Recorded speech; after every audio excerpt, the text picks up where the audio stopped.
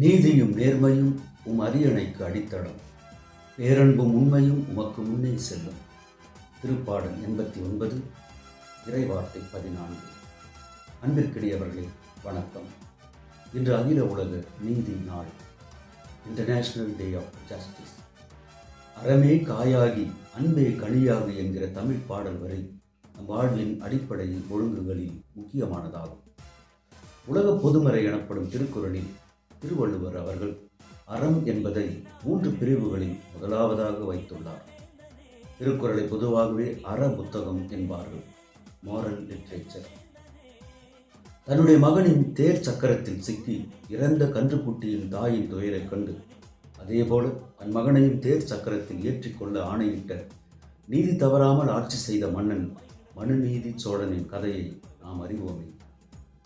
குற்றம் சாட்டப்பட்ட தன் கணவன் திருடன் அல்ல என்பதை நிரூபிக்க பாண்டிய மன்னனின் அரசவையில் தன் காற்சிலம்பை உடைத்து மாணிக்க பரல்களை சிதறவிட்டதை பார்த்து பொன் செய் கொல்லன் தன் சொல் கேட்ட யானோ அரசன் யானே கள்வன் என்று தன் உயிரை மாய்த்து கொண்டு நீதியை நிலைநிறுத்திய பாண்டிய மன்னனை சிலப்பதிகாரத்தில் நாம் படித்ததில்லையா? தமிழர் மரபிலும் இலக்கியத்திலும் நீதியை பற்றி ஏராளமானவை கொட்டி கிடக்கின்றன. நீதியை நிலைநாட்டும் வழி சட்டம். சட்டம் மனிதனுக்கு அன்றி மனிதன் சட்டத்திற்கன்று. மனிதனையை போற்ற வந்த இயேசுவின் மதிப்பீட்டு வார்த்தைகள் இவை. புதுமழை பொழிவு போல இரக்கத்தை ஏழைகள் மேல் பொழிந்ததால் வாழ்வுதரும் சட்டங்களுக்கு மட்டுமே வக்காலத்து வாங்கியவர்.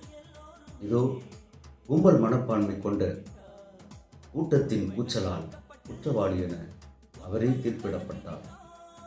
அயோக்கியர்களின் ஆரவாரமான சட்டத்தின் பிடியிலே கைகட்டி நின்றார். நல்லதையே செய்ய வந்த இயேசு நாதியற்றவராக, சமூக ஓட்டத்தில் திருப்பு முனையை உண்டாக்கிய இயேசு திக்கற்றவராக சட்டத்தின் இடுக்கு பிடிக்குள் அகப்பட்டு தீர்ப்பிடப்பட்டார் குற்றவாளியாக. காரணம், அவர் ஒரு ஏழை, சாதாரண சாமானியன்.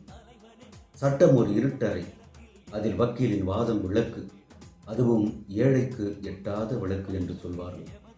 நம் அன்றாட வாழ்க்கையில் இதை காண்பதில்லையா? நீதி ஒருபடி ஏறினால் அநீதி 1000 படி தாண்டுகின்றதே. பணமும் அரசியலும் இன்று நீதித்துறையை தன் வசத்தில் கட்டுப்படுத்தி வைத்திருக்கின்றது. நீதி தேவதை முடமாக்கப்பட்டுள்ளான். வழக்கறிஞர்களின் வாதமும் நீதிபதிகளின் தீர்ப்பும் பல நேரங்களில் தவறாக அமைந்து விடுகின்றது. இதன் விளைவாக இயேசுவை போலவே பல ஏழை எளியவர்கள் அநியாயமாக குற்றம் சாட்டப்படுகின்றார்கள், பரிதாபமாக துன்பப்படுகின்றார்கள். சீர்படுத்தப்பட வேண்டும் நீதித்துறை. முன்னாள் உயர்நீதிமன்ற நீதிபதி மாண்புமிகு கே. சந்துரு அவர்கள் நீதித்துறையிலே ஒரு விதிவிலக்கு. அபாரமான சட்ட நிபுணர். தாமதத்துக்கு பேர் போன இந்திய நீதித்துறையில் வெறும் 6.25 வருடங்களில் கிட்டத்தட்ட 1,00,000 வழக்குகளில் தீர்ப்பளித்துள்ளார். தொழிலாளர்கள், அரசு ஊழியர்கள், ஆசிரியர்கள், ஆசிரியர் அல்லாத பணியாளர்கள், தலித் மக்கள் மற்றும் பொதுவான மனித உரிமை தொடர்பான வழக்குகளை கையாண்டு நீதித்துறைக்கு அளித்துள்ளார் அற்புதமான தீர்ப்புகள். அவர் நமக்கும் நீதித்துறையினருக்கும் ஒரு நல்ல உதாரணம். அவர் வாழ்க. இந்திய தலைமை நீதிபதி கபாடியா அவர்கள் நீதிபதிகள் எப்படி இருக்க வேண்டும் என்று அறிவுறுத்தியுள்ளார். துறவியென வாழ், குதிரை போல் உழை, live like a hermit, work like a horse. இது நீதித்துறையினருக்கு மட்டுமல்ல, நம் அனைவருக்கும் கூட. ஜெய் பீம்.